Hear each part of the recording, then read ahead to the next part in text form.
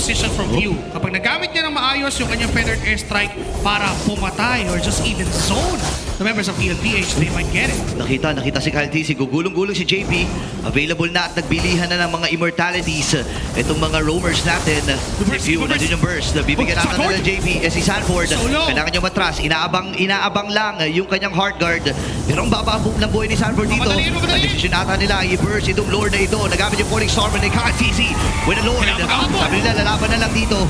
Mapapatay ba itong si Sanford? Nakipagsabahin na. And si Black TC, buhay pa rin. Nagamit yung kanyang Purify. Nakapubitaw ng mga ultimates dito, pero ang maganda ay nakuha ng Falcons yung Lord. At teka lang si Black TC low, Kyle TC papasok na rin. JP. Nag-reset na puncture si JP! Naku po, napop yung immortality. Tatawid lang muna si Kyle. Nakasan na rin yung hard guard. Napakakatid, napakahakse. Nakapili ng immortality. At nakapag-buy and sell pa nga. Meron siyang winter cut. Pero si Super Marco ay dumating na. Kaya lang, kailangan na rin lumayo dito ni Carl TZ. Grabe, makapigil hininga talaga. And this is the Evolved Lord. Matagal-tagal nang hinanap ito ng Team Falcons ang playoffs. Ang ilaw ng playoffs ay kumakatok para sa kanila. Dedepensa ngayon ng Team Liquid Philippines. Kumpleto ang battle spells bukod na lamang para kay Sanford. Si Few ay may hawak din na proteksyon.